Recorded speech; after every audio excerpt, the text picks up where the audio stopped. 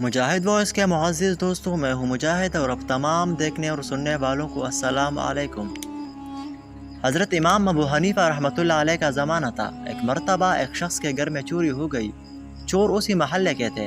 چور نے ایک شخص کو پکڑا اور زبردستی حلف لیا کہ اگر تو کسی کو ہمارا پتہ بتلائے گا تو تیری بیوی پر طلاق۔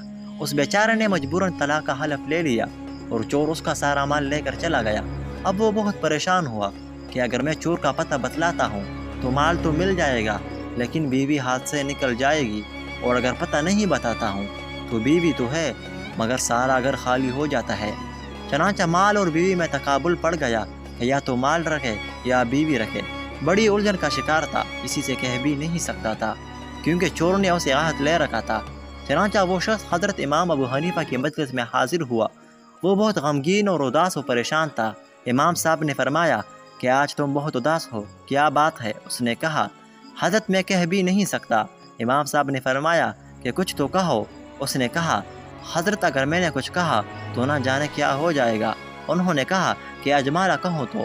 اس نے کہا کہ حضرت چوری ہو گئی ہے اور میں نے یہ عہد کر لیا ہے کہ اگر میں نے ان چوروں کا پتہ کسی کو بتلایا تو بیوی پر طلاق ہو جائے گی۔ مجھے معلوم ہے کہ چور کون ہے، وہ تو محلے کی ہے۔ امام صاحب نے فرمایا کہ تم مطمئن رہو، بیوی بھی نہیں جائے گی اور مال بھی مل جائے گا، اور تم ہی چوروں کا پتہ بھی بتاؤ گے۔ کوفہ میں شور ہو گیا کہ ابو حنیفہ یہ کیا کر رہے ہیں؟ یہ تو ایک عہد ہے، جب وہ پورا کرے گا تو بیوی کو طلاق ہو جائے گی۔ یہ امام صاحب نے کیسے کہہ دیا کہ نہ تو بیوی جائے گی اور نہ مال جائے گا؟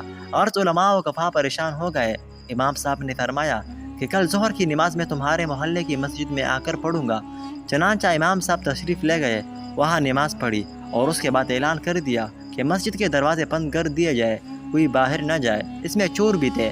اس مسجد کا ایک دروازہ کھول دیا، ایک طرف خود بیٹھ گئے اور ایک طرف اس شخص کو بٹھا دیا اور فرمایا کہ ایک ایک آدمی نکلے گا، جو چور نہ ہو اس کے متعلق کہتے جانا یہ چور نہیں ہے، اور جب چور نکلنے لگے تو چپ ہو کر بیٹھ جانا۔ چنانچہ جو چور نہیں ہوتے تھے ان کے متعلق وہ کہتا جاتا تھا یہ چور نہیں، یہ بھی نہیں، یہ بھی نہیں، اور جب چور نکلتا تو خاموش ہو کر بیٹھ جاتا۔ اسی طرح گوشت نے بتلایا بھی نہیں مگر بنا بتائے سارے چور معلوم ہو گئے۔ چنانچہ وہ پکڑے بھی گئے، مال بھی مل گیا اور بیوی بھی ہاتھ سے نہیں گئی۔